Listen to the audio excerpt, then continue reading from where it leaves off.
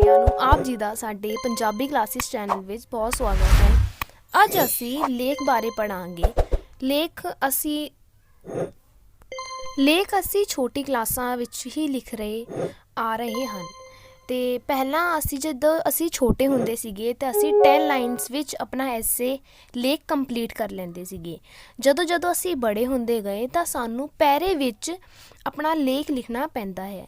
ਤਾਂ ਇਸਦੇ ਪ੍ਰਕਾਰ, ਇਸਦੇ ਟਾਈਪਸ ਕਿੰਨੇ ਹੁੰਦੇ ਹਨ, ਇਸ ਵਿੱਚ ਤੁਹਾਨੂੰ ਮਿਡਲ ਵਿੱਚ, ਸਟਾਰਟਿੰਗ ਵਿੱਚ ਅਤੇ ਐਂਡਿੰਗ ਵਿੱਚ ਕਿਸ ਤਰ੍ਹਾਂ ਇਸ ਨੂੰ ਅਸੀਂ ਲਿਖਣਾ ਹੁੰਦਾ ਹੈ, ਇਸ ਵਿੱਚ ਅਸੀਂ ਅੱਜ ਪੜ੍ਹਾਂਗੇ। ਅਤੇ ਵੀਡੀਓ ਨੂੰ ਸਟਾਰਟ ਕਰ ਲੈਂਦੇ ਹਾਂ। ਲੇਖ ਕਿਸੇ ਵਿਸ਼ੇ ਉੱਤੇ ਆਪਣੇ ਵਿਚਾਰ ਪ੍ਰਗਟ ਕਰਨ ਦਾ ਨਾਂ ਲੇਖ ਹੈ। ਲੇਖ ਅਸੀਂ ਉਸਨੂੰ ਕਹਿੰਦੇ ਹਾਂ ਜੋ ਅਸੀਂ ਆਪਣੇ ਵਿਚਾਰ, ਆਪਣੀ ਚੀਜ਼ਾਂ, ਜੋ ਵੀ ਸਾਨੂੰ ਲਿਖਣਾ ਹੁੰਦਾ ਹੈ ਉਹ ਅਸੀਂ ਉਸਨੂੰ ਪ੍ਰਗਟ ਕਰਦੇ ਹਨ, ਤਾਂ ਉਸਨੂੰ ਅਸੀਂ ਲੇਖ ਕਹਿੰਦੇ ਹਨ। ਇਹ ਦਰਮਿਆਨੇ ਆਕਾਰ ਦੀ ਰਚਨਾ ਹੈ। ਲੇਖ ਲਿਖਣ ਵਾਲੇ ਨੂੰ ਇਹ ਖੁੱਲ੍ਹ ਕੇ ਹੈ ਕਿ ਉਹ ਉਸ ਵਿਸ਼ੇ ਬਾਰੇ ਜਿਹੋ ਜਿਹੇ ਮਰਜ਼ੀ ਵਿਚਾਰ ਪੇਸ਼ ਕਰੇ। ਜਦੋਂ ਅਸੀਂ ਐਸੇ ਲਿਖਦੇ ਹਨ ਤਾਂ ਇਹ ਸਾਡੇ ਉੱਪਰ ਹੈ ਕਿ ਅਸੀਂ ਐਸੇ ਵਿੱਚ ਕਿਸ ਪ੍ਰਕਾਰ ਦੇ ਵਿਚਾਰ ਪ੍ਰਗਟ ਕਰ ਰਹੇ ਹਨ।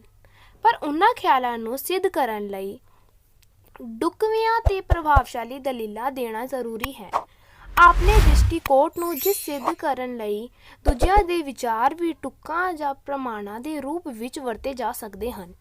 ਅਸੀਂ ਲੇਖ ਵਿੱਚ ਦੂਜਿਆਂ ਦੇ ਵਿਚਾਰ ਅਤੇ ਆਪਣੇ ਵੀ ਵਿਚਾਰ ਮਿਲ ਕੇ ਅਸੀਂ ਆਪਣਾ ਇੱਕ ਲੇਖ ਤਿਆਰ ਕਰ ਸਕਦੇ ਹਨ। ਅਤੇ ਲੇਖ ਲਿਖਣ ਦਾ ਢੰਗ। ਲੇਖ ਲਿਖਣ ਲਈ ਸਾਨੂੰ ਕਿਸ ਢੰਗ ਦਾ ਜ਼ਰੂਰਤ ਹੁੰਦੀ ਹੈ? ਆਮ ਤੌਰ 'ਤੇ ਵਿਦਿਆਰਥੀ ਲੇਖ ਲਿਖਣ ਸਮੇਂ ਬੜਾ ਘਬਰਾ ਜਾਂਦੇ ਹਨ। ਉਹ ਲੇਖ ਨੂੰ ਇੱਕ ਹਊਆ ਸਮਝਦੇ ਹਨ। ਕੁਝ ਲੇਖਾਂ ਨੂੰ ਘੋਟਾ ਲਾਉਣ ਦਾ ਯਤਨ ਕਰਦੇ ਹਨ।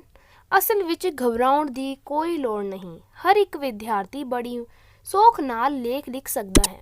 ਜੀ ਹਾਂ, ਅਸੀਂ ਆਪਣਾ ਲੇਖ ਲਿਖ ਸਕਦੇ ਹਾਂ। ਇਸ ਵਿੱਚ ਸਾਨੂੰ ਕੋਈ ਘਬਰਾਉਣ ਦੀ ਜ਼ਰੂਰਤ ਨਹੀਂ ਹੁੰਦੀ।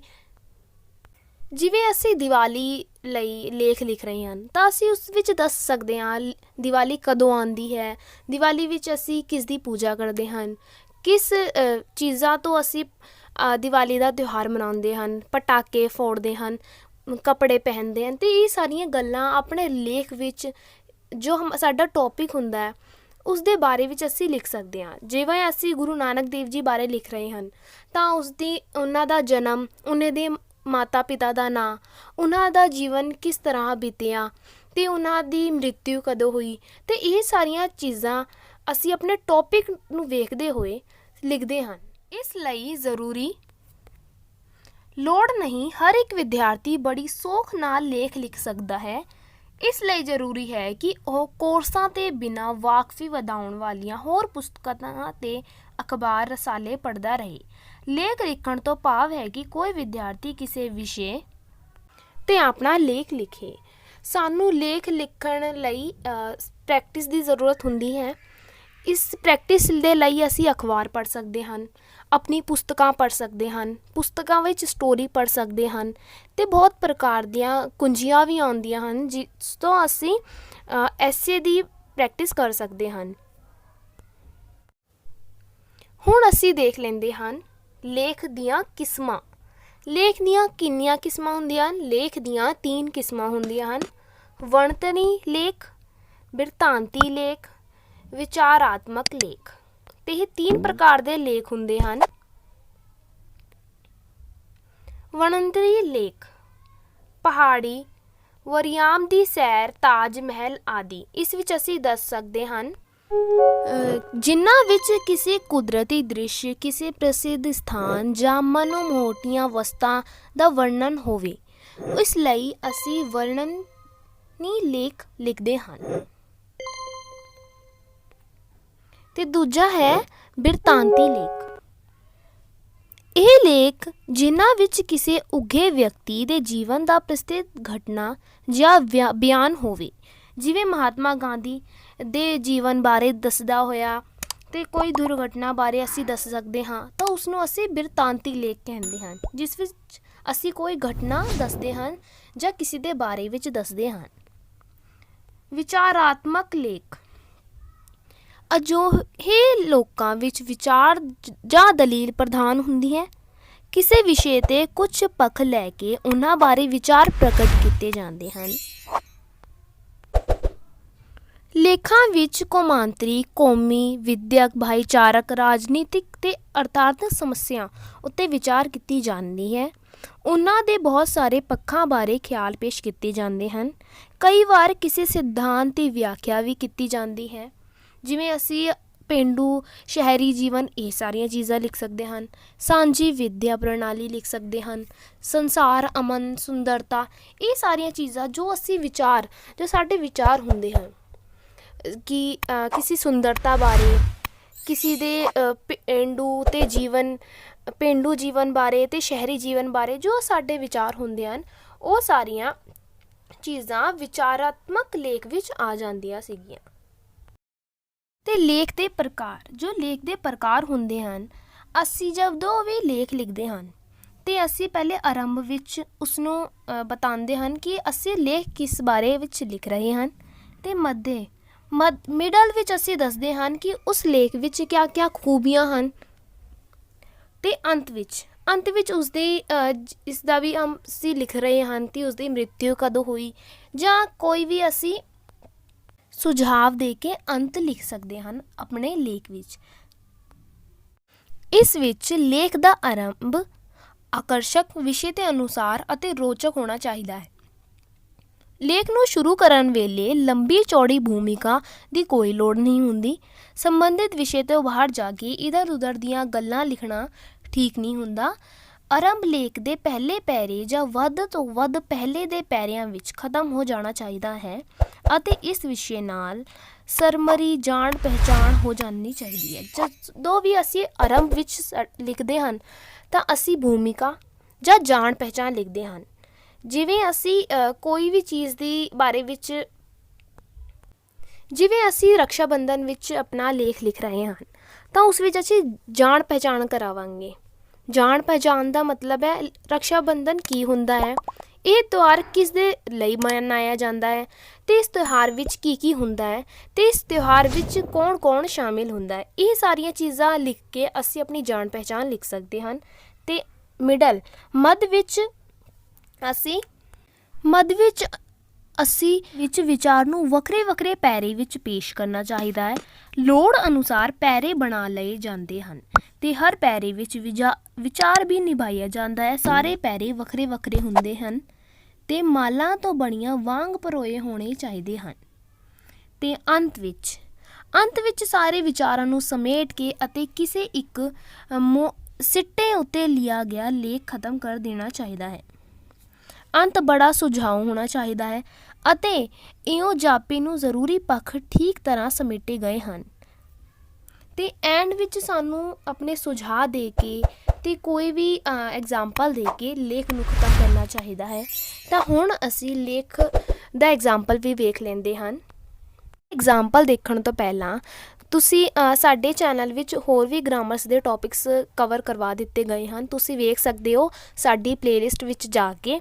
ਔਰ ਵੀਡੀਓ ਅੱਛੀ ਲੱਗੀ ਹੋ ਤਾਂ ਲਾਈਕ ਕਰਨਾ। ਅਤੇ ਹੁਣ ਅਸੀਂ ਇੱਕ ਐਗਜ਼ਾਮਪਲ ਵੀ ਵੇਖ ਲੈਂਦੇ ਹਨ। ਜਿਵੇਂ ਅਸੀਂ ਗੁਰੂ ਨਾਨਕ ਦੇਵ ਜੀ ਜੀਵਨੀ ਬਾਰੇ ਆਪਣਾ ਲੇਖ ਲਿਖਿਆ ਹੈ, ਤੁਸੀਂ ਵੇਖ ਸਕਦੇ ਹੋ ਇਹ ਸਾਡੀ ਹੈਡਲਾਈਨ ਹੈ, ਅਤੇ ਇਹ ਲਿਖਿਆ ਗੁਰੂ ਨਾਨਕ ਦੇਵ ਜਾਂ ਨਾਨਕ ਦੇਵ ਸਿੱਖਾਂ ਦੇ ਪਹਿਲੇ ਗੁਰੂ ਸਨ। ਗੁਰੂ ਨਾਨਕ ਦੇਵ ਦਾ ਜਨਮ 15 ਅਪ੍ਰੈਲ 1469 ਈਸਵੀ ਵੈਸਾਖ ਸੁਦੀ 3 ਸੰਵਤ 1526 ਵਿਕਰਮੀ ਨੂੰ ਤਲਵੰਡੀ ਰਾਏਭੋਇ ਨਾਮਕ ਸਥਾਨ 'ਤੇ ਹੋਇਆ। ਸਹੂਲਤ ਲਈ ਗੁਰੂ ਨਾਨਕ ਦੇਵ ਜੀ ਦਾ ਪ੍ਰਕਾਸ਼ ਉਤਸਵ ਕਾਰਤਿਕ ਪੂਰਨਿਮਾ ਨੂੰ ਮਨਾਇਆ ਜਾਂਦਾ ਹੈ। ਤਲਵੰਡੀ ਨੂੰ ਗੁਣ ਨਾਨਕਾਣਾ ਸਾਹਿਬ ਕਿਹਾ ਜਾਂਦਾ ਹੈ। ਤਲਵੰਡੀ ਪਾਕਿਸਤਾਨ ਦੇ ਲਾਹੌਰ ਜ਼ਿਲ੍ਹੇ 30 ਮੀਲ ਦੱਖਣ ਪੱਛਮ ਵਿੱਚ ਸਥਿਤ ਹੈ। ਧਾਰਮਿਕ ਕੱਟੜਤਾ ਦੇ ਮਾਹੌਲ ਵਿੱਚ ਉਭਰਦੇ ਗੁਰੂ ਨਾਨਕ ਦੇਵ ਜੀ ਧਰਮ ਉੱਤੇ ਉਦਾਹਰਨ ਦੀ ਨਵੀਂ ਪਰਿਭਾਸ਼ਾ ਦਿੱਤੀ।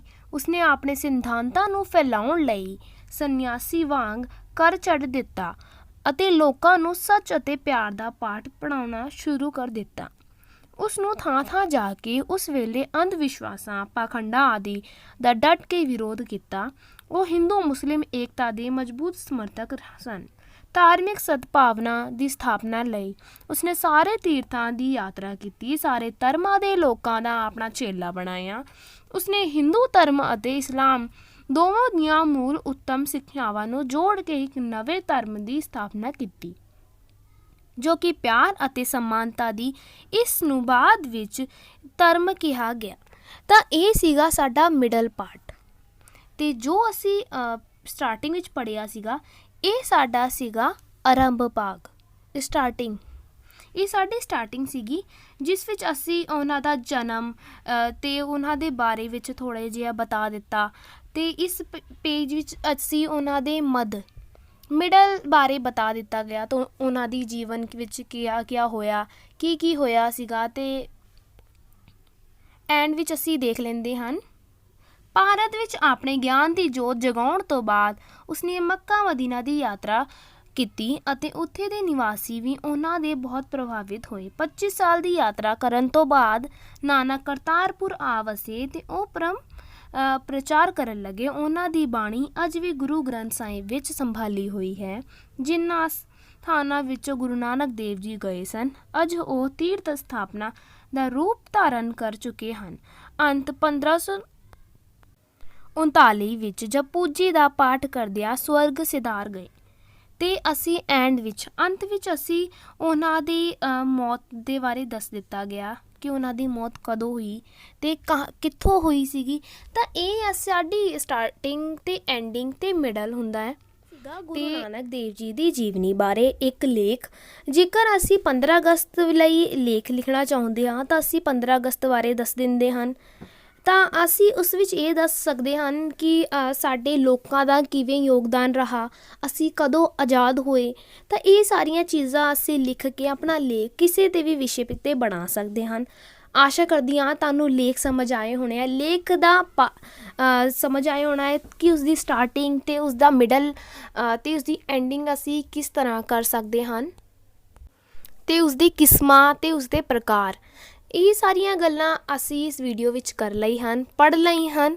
ਵੀਡੀਓ ਅੱਛੀ ਲੱਗੀ ਹੋ ਤਾਂ ਵੀਡੀਓ ਨੂੰ ਲਾਈਕ ਜ਼ਰੂਰ ਕਰਨਾ, ਆਪਣੇ ਫਰੈਂਡਸ ਦੇ ਨਾਲ ਵੀ ਸ਼ੇਅਰ ਜ਼ਰੂਰ ਕਰਨਾ ਤਾਂ ਕਿ ਉਹਨਾਂ ਨੂੰ ਵੀ ਲੇਖ ਲਿਖਣ ਵਿੱਚ ਕੋਈ ਵੀ ਪ੍ਰੋਬਲਮ ਨਾ ਆ ਸਕਣ, ਕਿਉਂਕਿ ਲੇਖ ਸਾਡੇ ਮੋਸਟ ਇੰਪੋਰਟੈਂਟ ਹੁੰਦੇ ਹਨ।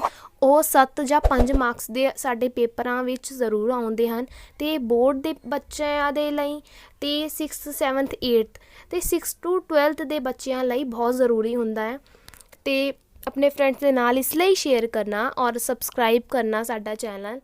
ਧੰਨਵਾਦ।